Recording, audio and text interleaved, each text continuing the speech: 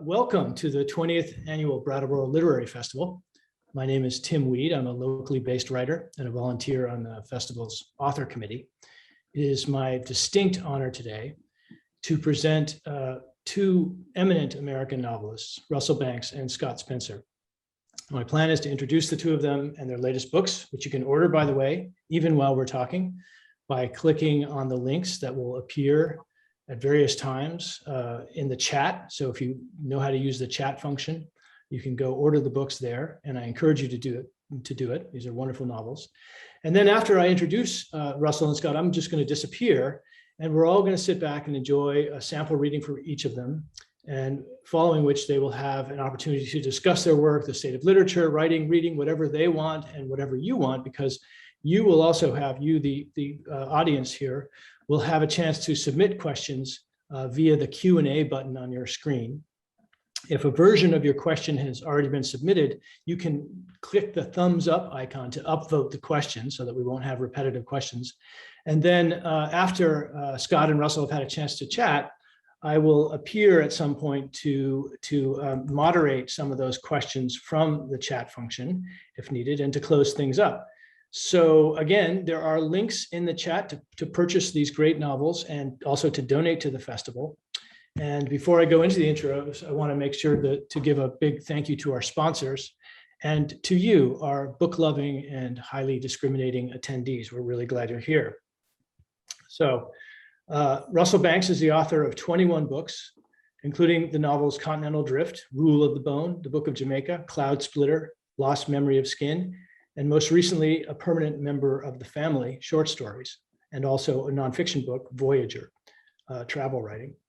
Two of his novels, Affliction and The Sweet Hereafter, were made into award-winning feature films. Russell has won far too many honors for his immense body of work for me to enumerate fully here, but they include Guggenheim and National Endowment for the Arts Creative Writing Fellowships, O. Henry and Best American Short Story Awards, the John Dos Passos Award, the Thornton Wilder Prize, the American Book Award, and the Literature Award from the American Academy of Arts and Letters. He has taught at many universities and is currently a professor emeritus at Princeton. And he divides his time, if I'm right, I think this is still right, he divides his time between upstate New York and Miami, Florida. The Minneapolis Star Tribune calls his latest novel, Foregone, a subtle yet unsparing achievement from a master. And Kirkus, in a Star review, deems it strikingly effective, a challenging, risk-taking work marked by a wry and compassionate intelligence. So we have that to look forward to. Scott Spencer has written 13 novels, two of which, Endless Love and Waking the Dead, have been adapted into films.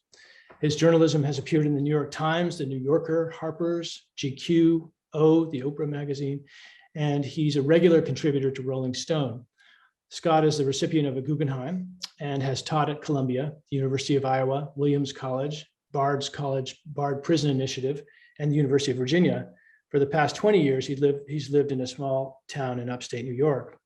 His latest novel is An Ocean Without a Shore, about which Michael Cunningham wrote, "If you entertain any doubts about love's capacity to lacerate us, to transfigure us, to redeem us, even as it crushes us, Scott Spencer's An Ocean Without a Shore will put those doubts to rest." It's a harrowing, insidiously gorgeous, entirely remarkable novel. And Joshua Ferris wrote, "Love hurts, power corrupts, and money makes the world go round. But it takes a first-rate artist to say something new and final about all three." In An Ocean Without a Shore, Scott Spencer proves just that, a fierce observer with the soul of a romantic. He knows what matters most, that our folly, put on display, should wreck, ravish, engulf us. So this is what we have to look forward to today. And remember again that you have the opportunity to buy the books by clicking on the link in the chat. I am now going to disappear and throw it over to Scott, who I believe is going to read first. Thanks, Tim. I'm going to read toward the late middle of Ocean Without a Shore. And these scenes take place between Thaddeus and Kip. And they have come to Chicago because Thaddeus's mother has taken her life. And Thaddeus is trying to unravel the mess she's left behind.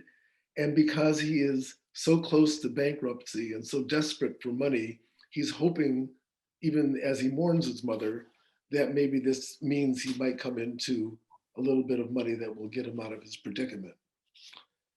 Um, he goes to see her lawyer and gets no satisfaction. She has a will, but very little money anyhow, and he's not actually mentioned in the will. The money is sent elsewhere, and he goes to the bookshop that she and her late husband owned in Hyde Park in Chicago, near the University of Chicago, thinking that maybe he could find something of use for him there. And the bookstore is called For Freedoms, and the name of this chapter is called For Freedoms. It was almost dark and very hot inside the shop, an assault of heat drenched with the smell of death. Thaddeus switched on the lights and stood there with his arms folded over his chest, surveying the place, an expression of pain twisting his face. Clearly, Libby had begun to decompose before her body was taken away. The store reeked like the rotted meat upon which someone has frantically sprayed the most horrible perfume, a smell that even days after her removal plunged us into a kind of terror and revulsion. We shrank from it as if from a raging fire and fought the impulse to flee. He was sweating through the back of his shirt, a straight line of darkness along his spine, and two round blotches of darkness around his nascent love handles. His hair glistened. Oh, how I wanted to stand close to him. And yes, what an impulse to put my arms around him, as if I had the power to make him feel less awful. It was a kind of arrogance. Desire can bleed into megalomania. Of course it can. I know it now, but I knew it then too. The mind presents a sobering fact, the body rejects it. I stood closer to him, touched him lightly on the arm. You all right? I asked. Look at this place, he said, gesturing with his right hand while bringing his left wrist up to his face to cover his nose and mouth. Before us were 1,000 square feet of inventory, books, books, books, old and new, shelved by category in 8-foot high gray metal shelves. Each aisle was denoted by a 5x7 card, which years before Libby had constructed using letters cut out of magazines as if they were ransom notes. History, economics, music, literature, women's studies, Chicago. Here is where books come to die, Thaddeus said. His arm dropped to his side and he breathed deeply, forcing himself to consume the wretched reality of what had happened here days before. I think we should get out of here. No, I need to look around. I'll open the door. I'll let some air in. No, don't. People will come in. You know, we wouldn't want that. No books on the floor, he said. I take that to mean her dying was a smooth journey. She wasn't clawing at anything or struggling. She just sort of went to sleep, nice and easy. Yes, I think you're right. All these books, they're just garbage now. There's no way to get the smell out of them. Or if there is, it would be so expensive. No way it'd be worth it. His voice wavered and he was silent for a moment. So that's that. We walked through the rows of bookshelves. He walked through the rows of bookshelves, glancing at the spines, while I stood where I was, near the counter in front. I waited, and a minute or two later, he walked behind the counter. He found the switch for the air conditioning, and the unit came on with a sound like tennis shoes rumbling around a dryer. There was a stack of books on the end of the counter, maybe 20 of them, all with yellow post-its on them, noting for whom they'd been put aside. They were like remnants of a lost civilization. There was a 6-pack of little cans of Sacramento tomato juice, a credit card reader, disconnected, with the cord neatly wrapped around it. Thaddeus tried to open the wooden cabinet under the counter, casually at first, jiggling it, and then with mounting irritation. But the door did not succumb to force, and soon he turned his attention to the cash register. I could never figure out how to open this fucking thing, he said. He pressed buttons, seemingly at random, until he hit the drawer with the heel of his hand and the drawer popped open. His face lit up for a moment, but the register was completely empty. Not a dollar, not a dime. Fuck, he said. He glanced at me sheepishly, as if I'd witnessed him doing something gross, which I suppose I had, though it did not matter to me, did not bother me. Reality is essentially gross. So yes, show me everything. The grosser the better, really. Show me what is unfiltered, accidental, and true. Maybe we should go, I said. He gave no indication of having heard me. He found a letter opener and now was using it, trying to open that locked cabinet. He jammed the blade into the narrow space between the door and its frame, and he worked it back and forth until the tip of the letter opener snapped off. Furious now, he kicked at the door, turning his back to it and ramming his feet into the wood like a donkey trying to escape its stall. At last, the wood gave way, and Thaddeus started breaking off pieces of it and throwing them over his shoulder until he had created an opening large enough to reach through. He pulled out a gray metal box, which he slammed onto the counter. He rested his hands on the box and closed his eyes, and the relief he felt at that moment flowed into me. Cash? I asked. Usually. Is it locked? It's a combination lock, but I think I remember it. He took a deep breath, rubbed his hands together. On the first try, the box opened and there was no money in it. His hand, there was money in it, I'm sorry, and there was money in it. His hand held maybe $50 of ones and fives. He jammed the bills into his pants pocket. I can't believe you had to watch this, he said. It's fine, it's okay, I get it. Do you? You're going to get through this, I said. You will, I promise. If you're a mother and your son is still alive and you have grandchildren, who does that? Somebody so unhappy they can't control themselves. His face reddened and his eyes lost their focus. Yeah, he said at last. Thanks. I might need you to remind me of that from time to time. Right now, I hate her. I don't want to. Let's get out of here, Thaddeus. Come on, let's go. Okay, but one more thing. He walked out from behind the counter. I've always wanted to do this. The bookcases in Four Freedoms were arranged with just enough space between them to make an aisle for customers to walk through and browse. The aisles were narrow, so narrow that two people could not stand in front of the same book. If my boss had sent me here to evaluate the health of this business, I'd say from the looks of it, For Freedom was staggering, taking in more inventory than they were moving out. Thaddeus walked to the aisle directly across from the checkout counter, Archaeology and the Ancient World.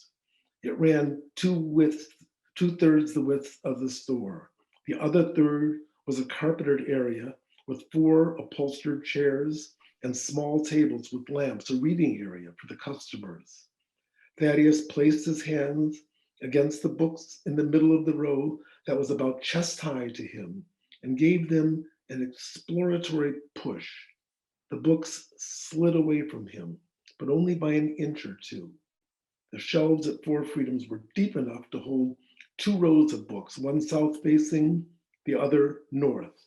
Here, archaeology and the ancient world face south, and anthropology and art history face north. Thaddeus kept his hands on 5 or 6 books that he pushed back, bent his elbows, curved his back, bared his teeth. He looked savage, mad, accountable to no one but himself, and then quickly, vigorously straightened his arms. The shelf holding hundreds of books tottered. He shoved it again, and again it tottered. Art history books on the other side were tumbling onto the floor in twos and threes, large and small, used and remaindered. Fuck you, he shouted and shoved again, this time with such force that he almost landed on the bookcase himself. Fuck books, fuck four freedoms, fuck everything. The shelf fell away from him and he stepped back as it hit the next shelf. And that shelf, unable to resist the force of the blow, also fell, knocking over the next. The shrieking crash of the metal shelves toppled like dominoes, the thudding rain of books. Thaddeus' hand curled into fists, and he raised them above his head and pumped them triumphantly up and down as if he'd just won Olympic gold.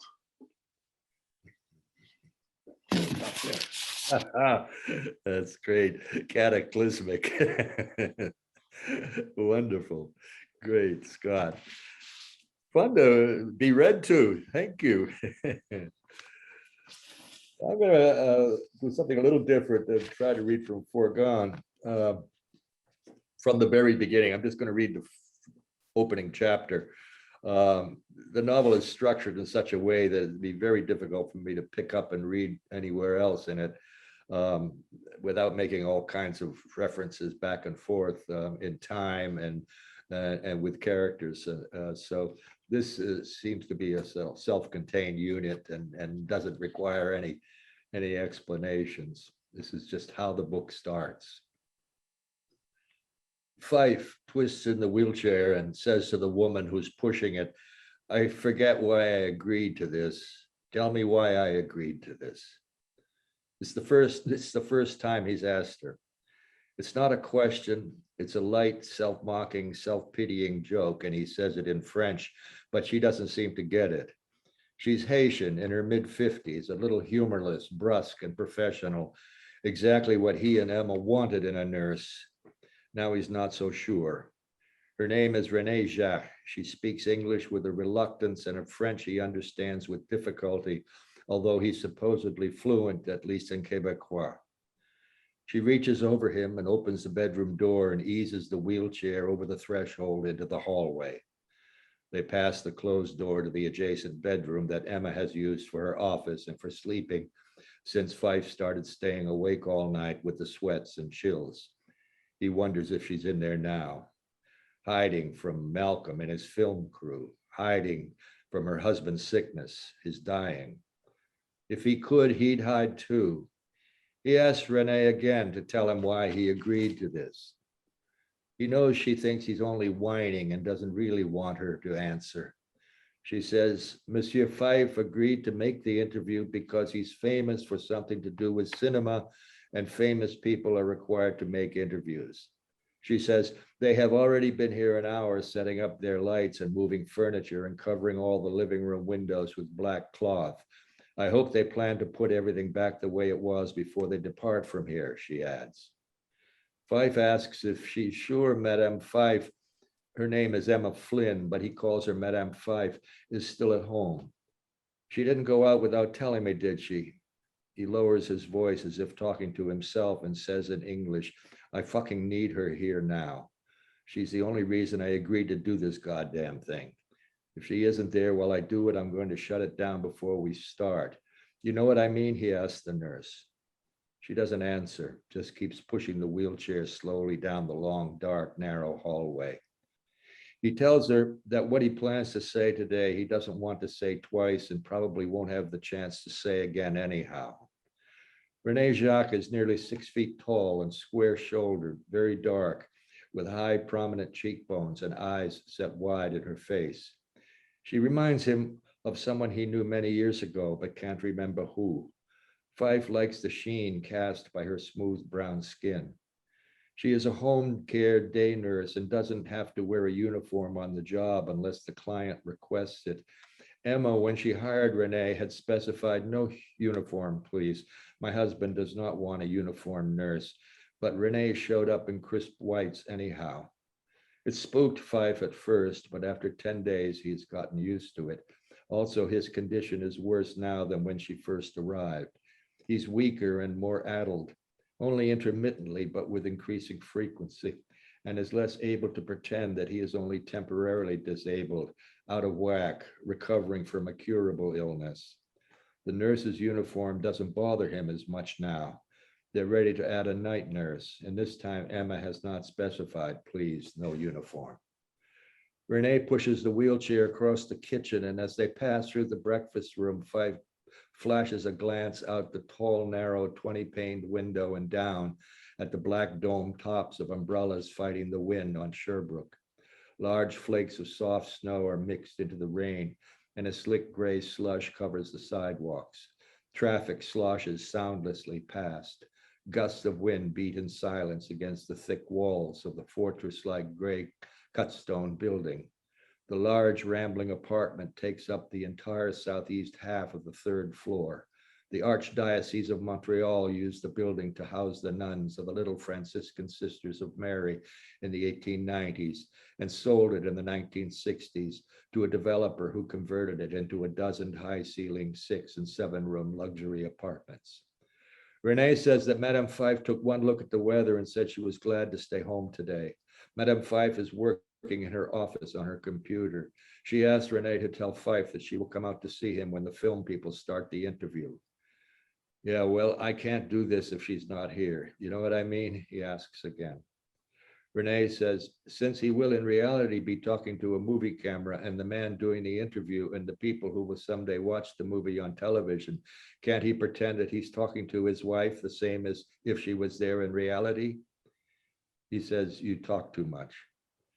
You asked if I knew what you mean about wanting to hear you in the interview. Yes, I did, but still, you talk too much. She slides open the heavy pocket door to the living room and shoves the wheelchair over the high threshold into the darkened room. The Fife's apartment was originally occupied by the Monsignor who supervised the seminary. It's a wood-paneled 3-bedroom flat with a formal dining room, parlor, reception hall, office, and library that Fife uses as an editing room. He bought the apartment in the late 1980s when the bottom fell out of Westmount real estate. Leonard Fife and Emma Flynn are childless, bilingual, socially attractive, and artistic semi-celebrities.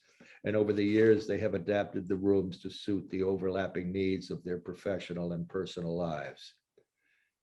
Nothing in the room is the way he remembers it. Instead of entering a large, high-ceiling living room with 4 tall curtained windows, a room comfortably furnished with mid-20th century sofas and chairs and lamps and tables, Fife has entered a black box of unknown dimensions. He can feel the presence of several other people in the box, perhaps as many as 4. Their silence is sudden, like a held breath, as if caused by his entry, as if they don't want him to know they have been talking about him, about his illness. They exhale, and he hears them breathing.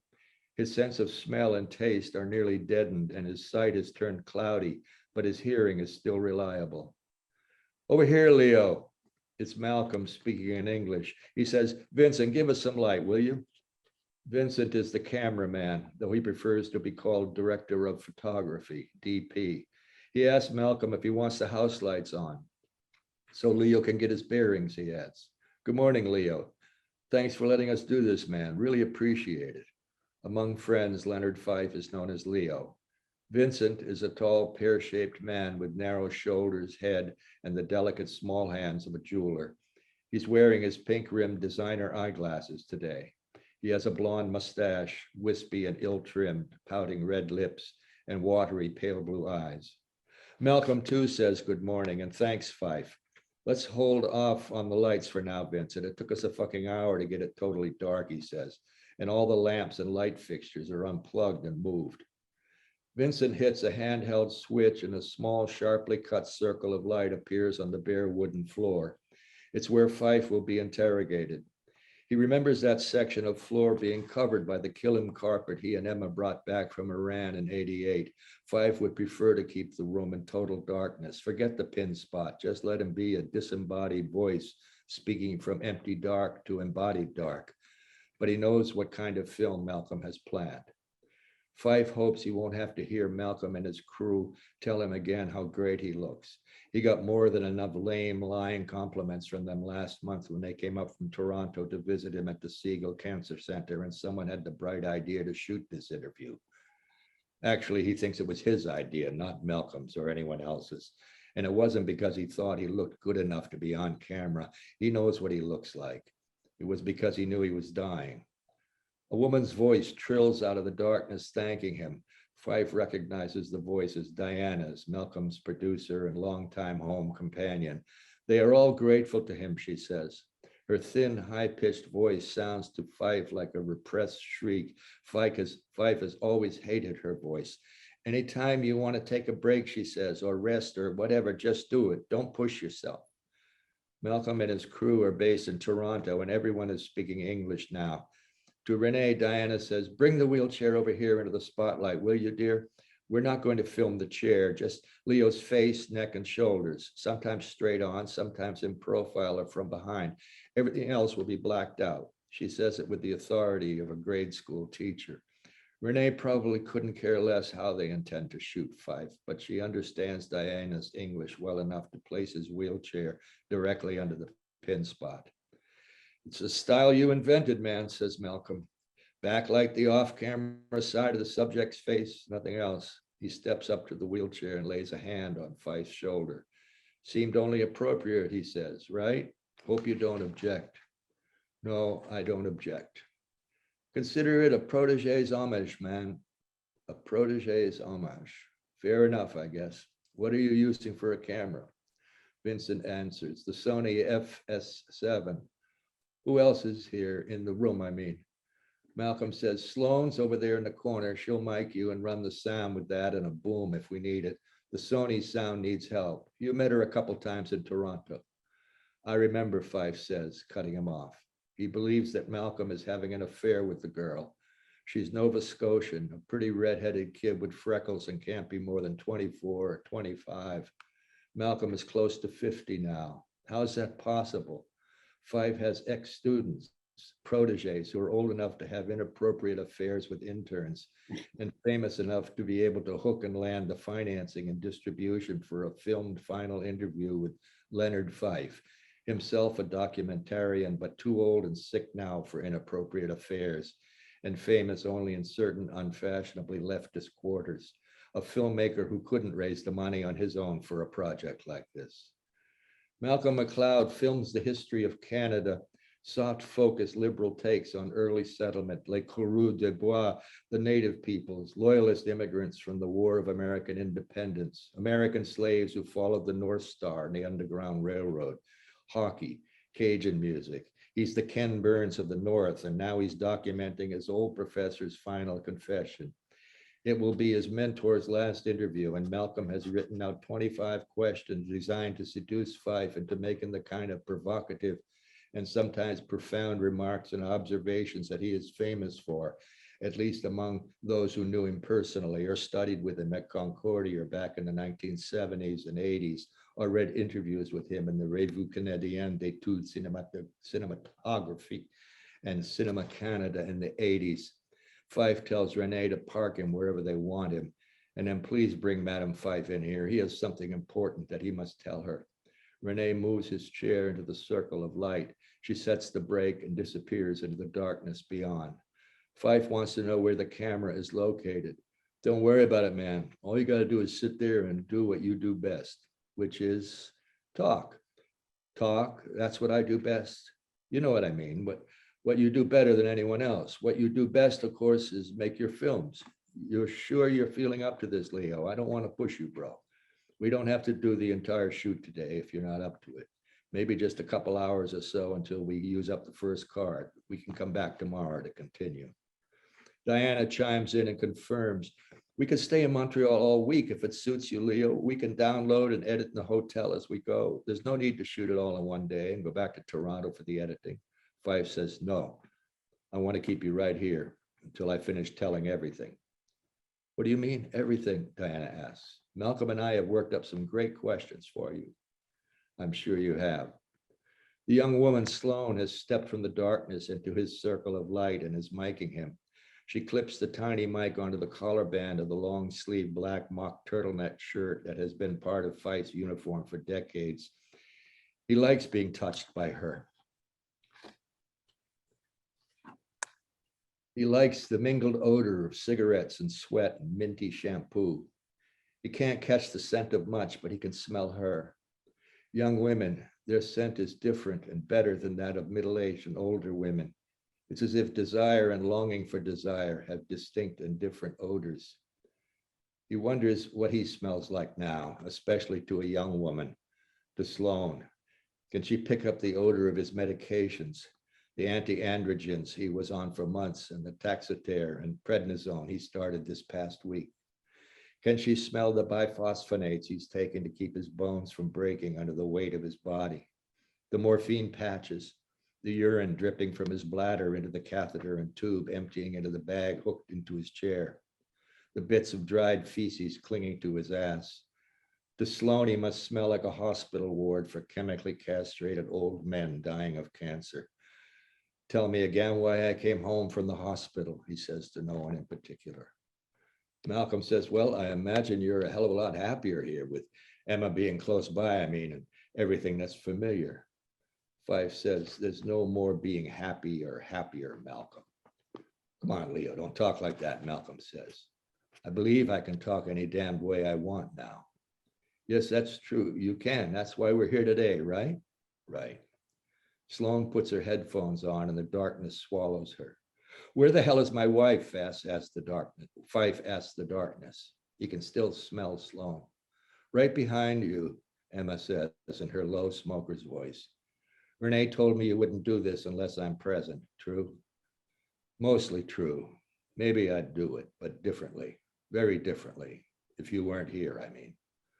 Why? This is for posterity. I'm not posterity, she says and laughs. I'm your wife. It's easier for me to know what to say and what not to say when I know who I'm talking to. You're talking to Malcolm, she says. You're making a movie. No, I'm not. Malcolm and Vincent and Diana and Sloane, they're making a movie. They're here to film and record me so they can cut and splice my image and words together and make from those digitalized images and words a 1 or 2 hour movie that they sold to the Canadian Broadcasting Company so it can be resold to Canadian television viewers after I'm gone and before I'm forgotten. Malcolm and Diana won't be listening to me and watching me. They're too busy making a movie about me. I'm just the subject, different thing. But if I know who I'm talking to, I can be more than a subject. That's why I need you here. Emma asks Diana for some light so she can find some place to sit. Sloane, Diana says, give us some light. But Sloane is listening to Fife through her headphones. Vincent reaches for a wall switch and flips on the ceiling light, and Fife sees that they have pushed all the furniture against the far wall opposite the blacked out windows, making the living room seem as large and empty as a hotel ballroom. With all the furniture clustered in front of the fireplace and built-in bookshelves, the room feels tilted onto its side as if they're passengers on a cruise ship and the ship has struck a reef and is listing and is about to go down. Fife suddenly feels nauseous. He's afraid he's going to vomit. The ship is sinking. All hands on deck, women and children and sick old men first. Emma crosses to the pile of furniture and the ship lists a few inches further in that direction. She sits on the sofa by the wall and crosses her arms and legs. Be careful, Fife says to her. What? Careful of what? Nothing. Diana, please shut off the room lights. It's disorienting. The spot's okay, but I don't want to see the room or be seen in it. Oh, come on, Leo. You look great, Diana says. Really, you do. Definitely, Malcolm says. You look great. Too bad we're only going to shoot your beautiful, brooding, bald head. The light goes out and Fife is once again illuminated solely and from above by the speed light. The ship is leveled and his nausea passes. You know the drill, Malcolm says. Ready? Yes, ready as I'll ever be or ever was. Ready, everyone? Vincent, Sloane? Yes. Yes. Diana? Yes. Malcolm says Fife's name and date, April 1, 2018, and location, Montreal, Quebec, and claps his hand once in front of Vincent's FS7. The camera is attached to a tripod on a track that orbits the circle of light on the bare floor and stares at the featureless, flat black side of Fife's face, like the dark side of the moon. The unseen side is lit by the overhead spot. His silhouette has a molten golden edge, a penumbra surrounded by impenetrable black space. Malcolm is right. Fife still has a beautiful, brooding, bald head, at least in profile. The illness and chemo have dissolved a quarter of his body, liquefying his flesh, pushing forward the long arc of his nose and his cheekbones and prominent chin and the plates of his skull. He looks like a polished Roman coin. For a few seconds, everyone is silent, waiting for Malcolm's first question. But suddenly Fife says that he's going to answer a question that no one knows to ask today. The question, he says, is simply this: why did you decide in the spring of 1968 to leave the United States and migrate to Canada? For nearly 50 years, he's been answering that question, creating and reaffirming the widespread belief, at least among Canadians, that Leonard Fife was one of the more than 60,000 young American men who fled to Canada in the late 1960s and early 1970s in order to avoid being sent by the US military to Vietnam. Those 60,000 men were either draft dodgers or deserters. For half a century, Leonard Fife was believed to be a draft dodger. It's what he claimed on the day he crossed the border from Vermont into Canada and asked for asylum. He's claimed it ever since that day. The truth, however, as always, is more complicated and ambiguous. Therefore, consider the preceding as merely a preface. For here begins Malcolm McLeod's controversial film, Oh, Canada. Although brilliantly shot and edited by McLeod and produced by his wife Diana in the late Leonard Fife's own manner, it is in some ways a disheartening, disillusioning film about Fife, one of Canada's most celebrated and admired documentary filmmakers. Oh, Canada shocked and disappointed the millions of Canadians who admired Leonard Fife for being one of those 60,000 Americans who fled north in the late 1960s to escape being sent by the American government to kill or be killed in Vietnam. While his film Deathbed Confession may have been cathartic for Fife himself, it has brought many Canadians to question their past and present national policy of offering asylum to so-called refugees. Refugees are people who have fled their countries because of a well-founded belief of persecution if they return home. They are assumed to have seen or experienced many horrors. A refugee is different from an immigrant. An immigrant is a person who chooses to settle permanently in another country. Refugees are thought to have been forced to flee. Leonard Fife claimed to be a refugee. That's chapter 1.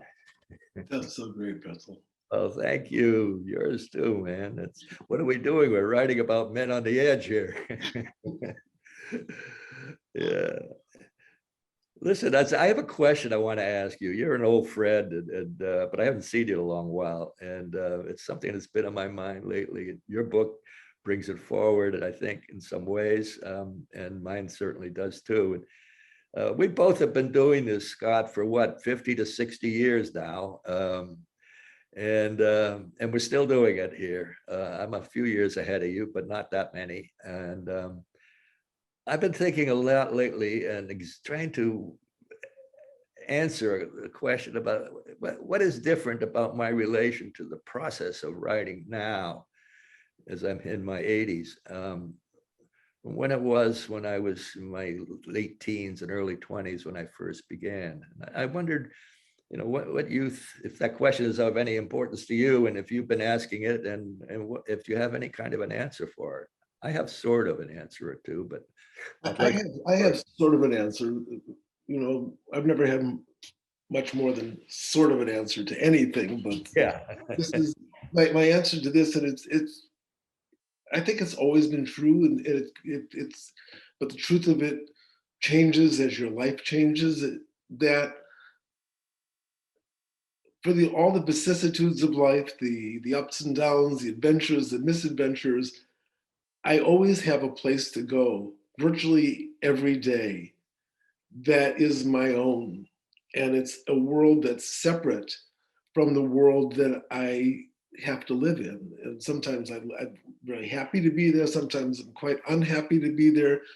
But no matter what, almost, I would say at least 300 days a year, Mhm. I have this other place that I can go to. And that was true when I was 16. And it was true when I was in my 20s and suffering from horrible anxiety. And it's true when I was in my 30s when I was suffering from horrible ambition. It was true in my 40s when I was trying to raise a family, and on and on and on. Mhm. And it's the challenges of every decade change, but that doesn't change. That is the one constant in my life, that there is some place that I can go that is mine, that is engaging to me, that is challenging to me, that is nourishing to me, and that is somewhat under my control. Mhm.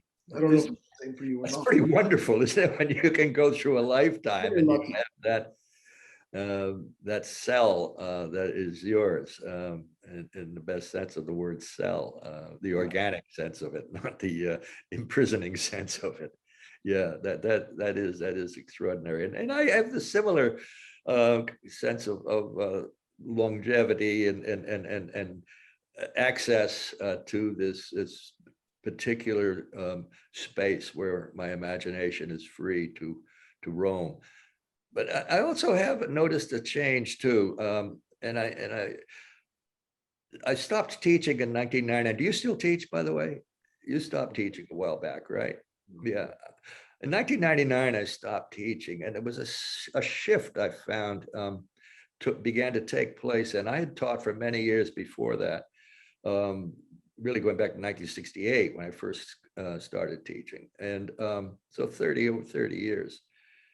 And when I stopped, I found that I almost instantly regressed in my relation to my writing process to where I was when I was 21, 22 years old. Which is to say, I didn't know what the hell I was doing. And the difference was, however, now as an much older man, is than when I was 21, 22 years old, was that I didn't care, that I didn't know what I was doing. That in fact, that was the idea, that was the point.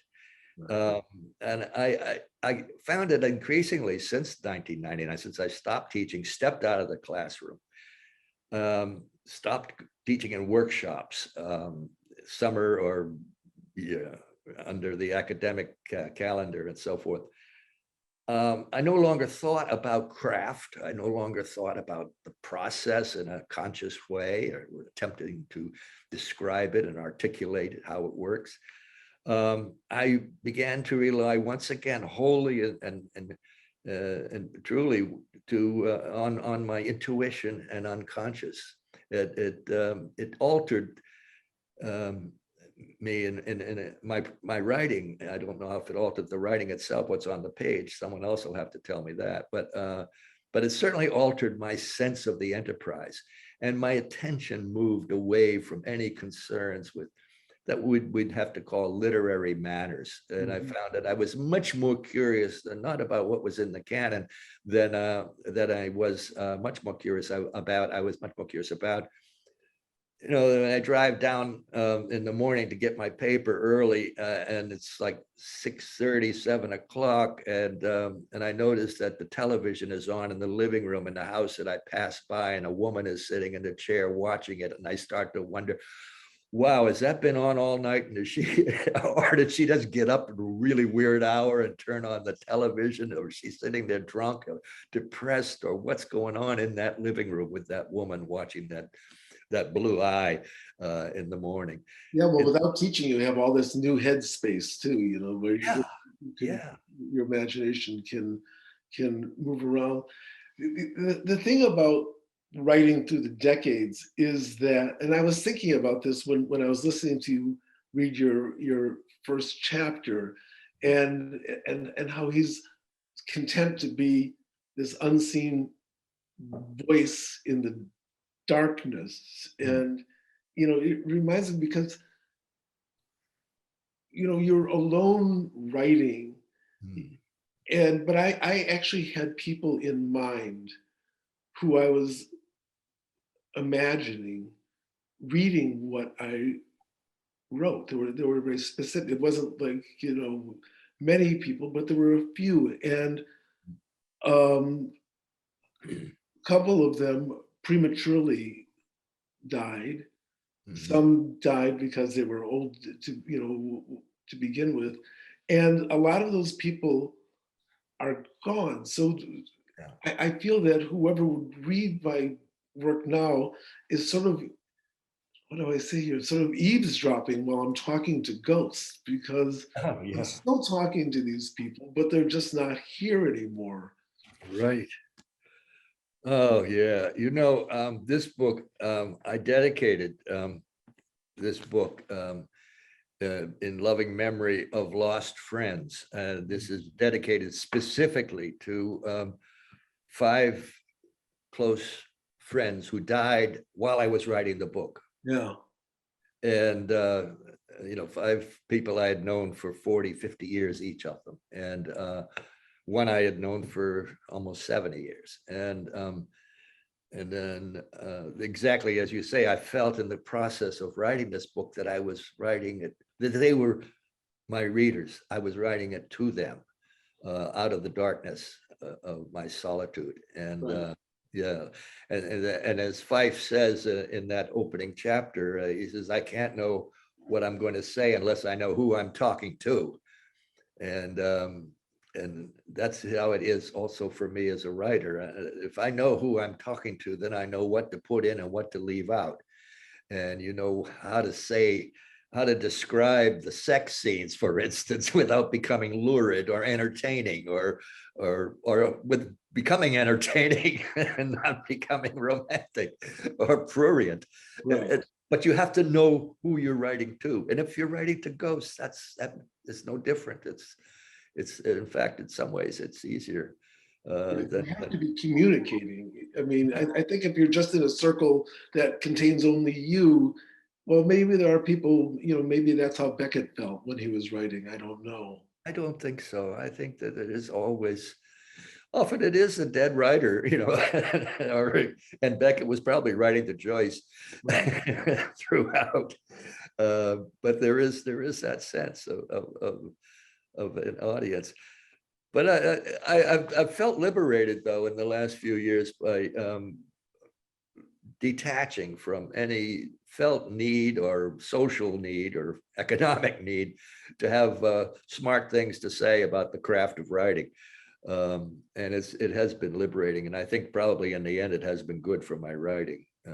Sometimes you're surprised by the conditions that actually facilitate your writing, like COVID. Well, I never really had that many smart things to say about the craft of writing. And I'm not, I mean, that sounds quippy, but it's really true, because it's not how I learned to write. I mean, I didn't take writing classes, so I wasn't schooled. I wasn't given those tools. On the one hand, I wasn't put in those constraints. On the other hand, I feel like, this sounds a little jive, but it's actually true. I learned more from listening to Lester Young about, what note to hit, what to leave out, where to go fast, where to go slow, than I did from any book about craft. Yeah, me too. Absolutely. We may be the last generation to become writers without ever having sat down in a creative writing workshop, until maybe at some point you had to teach one. That was in fact the first workshop that I ever sat down in. I had no clue how to do it. Where do I sit? Where am I? How do you do this thing? Yeah, you let the student. That may be true. That may be true. It may even be true. I don't know. Is it true in Europe? I don't know. No, it's not at all.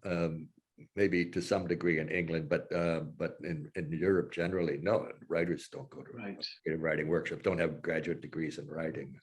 Here's Tim. Hi, this is such an interesting conversation, but we do have a couple of questions from our attendees. So I wanted to make sure we get to these while we still have a little bit of time. Kate Sullivan asked, do you both still become delighted when you write a phrase or a sentence that surprises you and that works so very well? You can tell by Russell's face that the answer is yes, but mine is too. Absolutely. You say, who wrote that? Look over your I say, shoulder. oh, that's the sunset gun for me. I'm done. Although everything will be worse after that, I'm gonna end on a high note. Yeah, there's definitely, I'm guilty of self-delight. Sounds a little solipsistic, but I understand. I do too. Yeah, and then of course you come back the next day and you open it up and you take another look at it and you realize that you've really overshot the target or undershot the target, and Right. it's not quite as good as it seemed the day before. And then you tell yourself, well, it's still pretty good. It doesn't belong here. I'll put it aside. Maybe I could use it elsewhere. And it never happens. But sometimes you're right. Yeah, yeah. So then we have a question from Margaret Wimberger, who asked, Russell, I read Cloud Splitter this summer and I am still bowled over. What made you decide to write in the voice of Owen? And how did you manage to live your contemporary life while in that world? Yeah, first question, first thanks anyhow. Anybody who reads Cloud Splitter, because it's about 900 pages long and it's very dense. I'm grateful to them for doing that, for taking the time and effort. It's told from the point of view of the son of John Brown, and mainly because, for lots of reasons, but one of them was initially, I wanted to get close to Brown. I did not want it to be a first person narrative. Of course, Brown was an iconic and heat-seeking missile in a way, and it was too difficult. You couldn't do it in a realistic manner and make it sympathetic. I didn't think you had to get someone up close to him who was present at all the important events in his life, at least in his adult life, and who shared his principles and goals, if not his methods, and knew him intimately. And that would be, of course, an adult son. And there happened to be one adult son, the third son of Brown, Owen, who fit all those, met all those requirements. And also, in his lifetime, never gave an interview, never wrote a memoir, never wrote letters.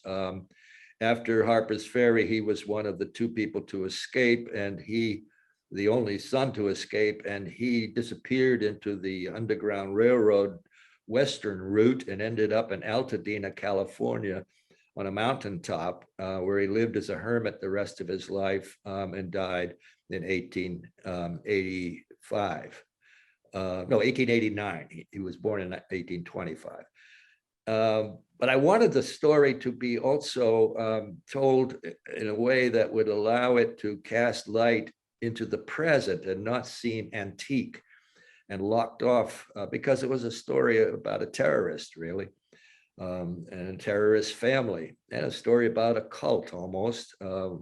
In as much as they were locked into an ideology and were and ended up martyring themselves. And so I by authorial fiat gave Owen Brown enough of a lifetime that it could extend into the 20th century. So I had him telling his story from the early 20th century. And that way it felt less antique to me. And also his story then somehow seemed more relevant, because historical fiction really isn't worth much. It's just fantasy unless it's really about the present. And that was sort of my decision for Owen Brown.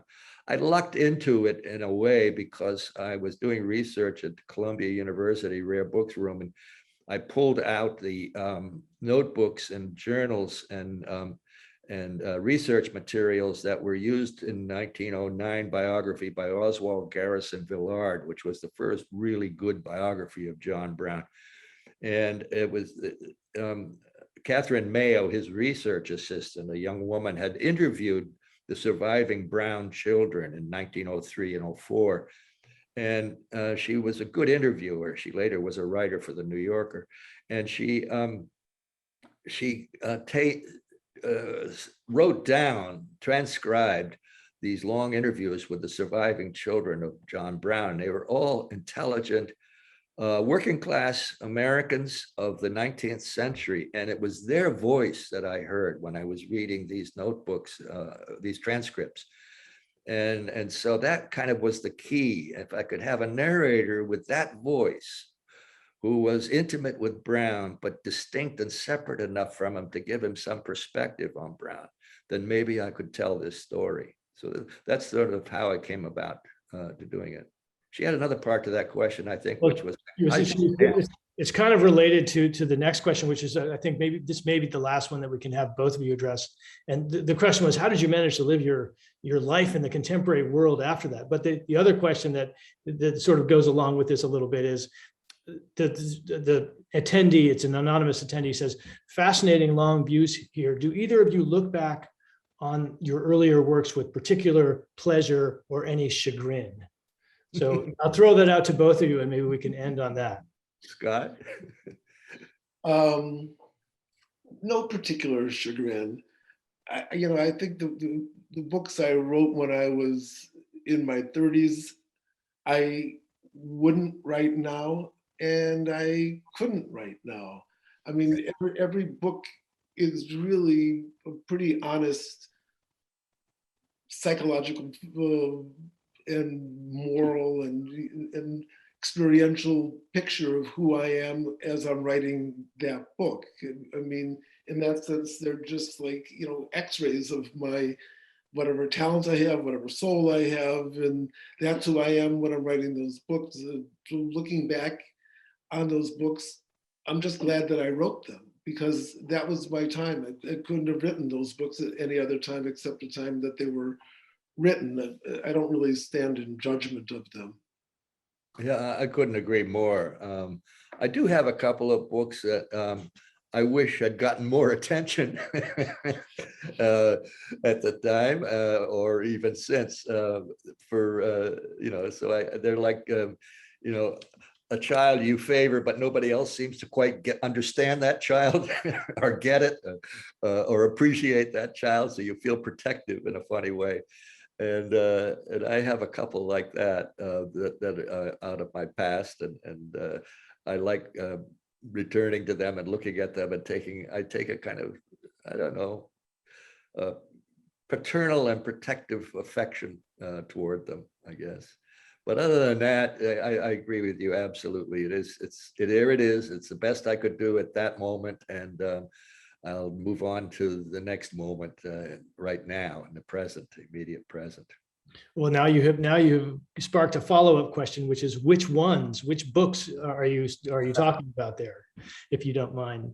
Well, in my case, there's a little book that I wrote back in the late 70s called The Relation of My Imprisonment. And I was then being published at Houghton Mifflin, and they rejected it. They said, no, this doesn't fulfill your contractual obligations. And so they rejected it. And so I kind of gave up on it. But then two friends, Bernadette Mayer and Louis Warsh, who were editing, they're poets who were editing a magazine called United Artists. And this is the late 70s that was mimeographed and stapled together. And they read it. They said, geez, we'd love to serialize this in United Artists. So they serialized it. And so a bunch of poets read it and seemed to like it a lot. And then a small press picked it up and published it, Sun and Moon Press in California. And poets were reading it and liking it. And then eventually it was published in France. Actually, they really like it in France. I don't know why, but so it's had a nice little history, but that's the one book I look back on and say, gee, I wish more people would read it and give it a chance. In the early 90s, I got spirited away from my normal publisher by a publisher who offered me literally twice of what my normal publisher had been offering me. And I said, oh yeah, definitely. And I gave them the book that they had bought, and they said, well, this isn't really a Scott Spencer novel. I went, really? So I went back to my normal publisher. They were kind enough to let me crawl back in. Well, Scott and Russell, this has been a fascinating conversation. I've been honored to be part of it. And if you look in the chat section, you'll see a bunch of very complimentary thank yous from the attendees who had a great time as well. Just to the attendees who are still here, don't forget, buy these books. You can go on the link. It's at the beginning of the chat and buy them from Antidote Books, or you can buy them from your own local bookstore. But we've already sampled these incredible books. So go out and buy them. And thank you guys so much for coming. Thank you too, Thank you, Tim. Tim. And Scott, thank you. Let's get together and have dinner one of these days. Absolutely, man. All right. Bye.